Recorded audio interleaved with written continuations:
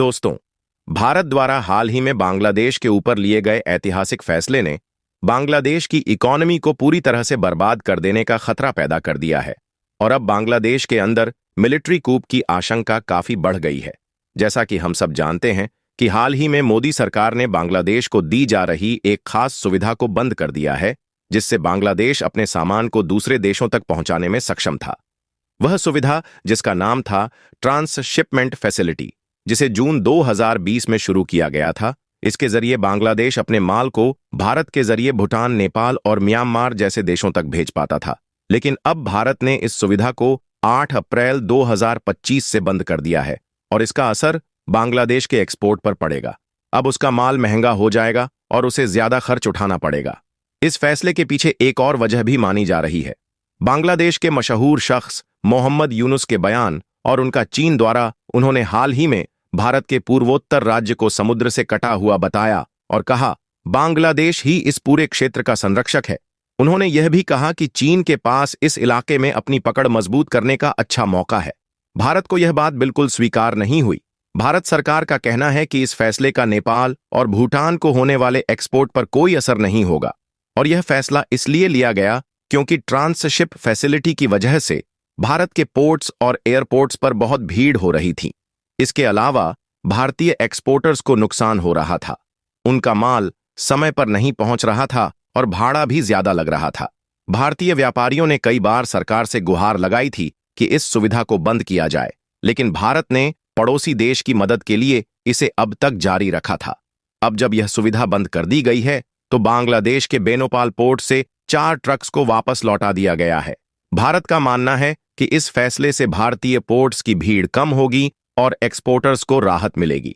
दूसरी ओर कई एक्सपर्ट्स ऐसा मान रहे हैं कि जिस तरह का रवैया पिछले कुछ समय से बांग्लादेश की सरकार ने भारत के प्रति दिखाया है और वहां लगातार माइनॉरिटी के ऊपर अत्याचार हो रहे हैं और उन्हें रोकने में बांग्लादेश की अंतरिम सरकार नाकाम रही है, उसको देखते हुए अब भारत बांग्लादेश पर और भी सख्त कार्रवाई करेगा, जैसा कि भारत ने पाकिस्तान को अलग थलग किया और आर्थिक रूप से काफी पीछे कर दिया।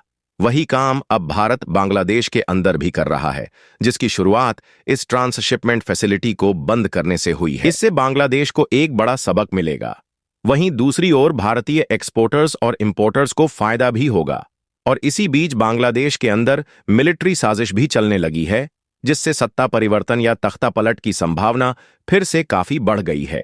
बांग्लादेश में एक बार फिर मिलिट्री कूप जैसी स्थिति बनती हुई दिखाई दे रही है और इस बार मामला और भी ज्यादा गंभीर लग रहा है। दरअसल बांग्लादेश के टॉप आर्मी ऑफिसर वकार जमान, जिन्हें शेख हसीना से काफी नजदीकी थी, उन्हें अचानक रूस भेज दिया गया है और उनके 5 करीबी ऑफिसर्स को उसी समय हाउस अरेस्ट कर दिया गया है। यह वही वकार जमान हैं जिन्होंने पिछले साल अगस्त में शेख हसीना को बांग्लादेश से सुरक्षित बाहर निकाला था। जब स्टूडेंट्स और कट्टरपंथी उनके खिलाफ प्रदर्शन कर रहे थे, उस समय आर्मी की बड़ी भूमिका थी और भारत ने भी उस मिलिट्री कूप को रोकने में मदद की थी।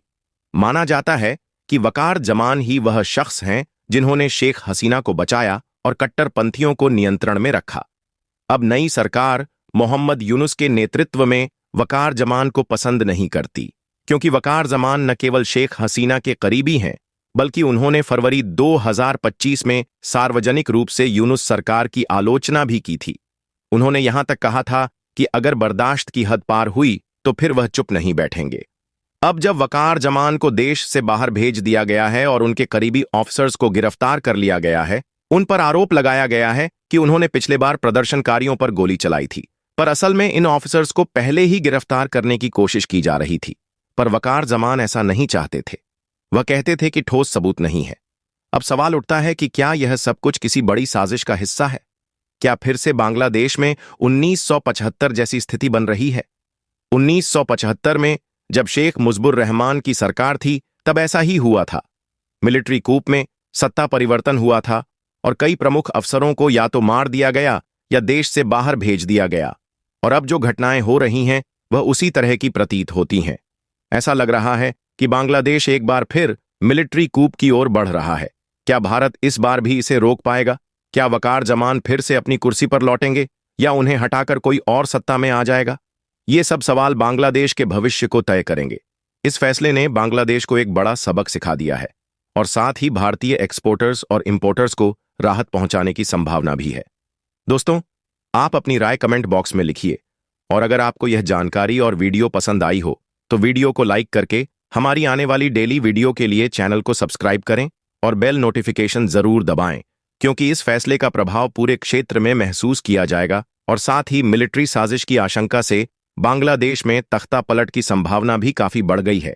अब देखना यह है कि भारत के इस कदम से बांग्लादेश की राजनीति में क्या मोड़ आता है। क्या यह कदम एक बड़े भू राजनीतिक खेल का हिस्सा है या फिर बांग्लादेश को वास्तव में एक नई दिशा में ले जाएगा? यह सब आपके विचारों पर निर्भर करेगा। धन्यवाद। जय हिंद हुई है।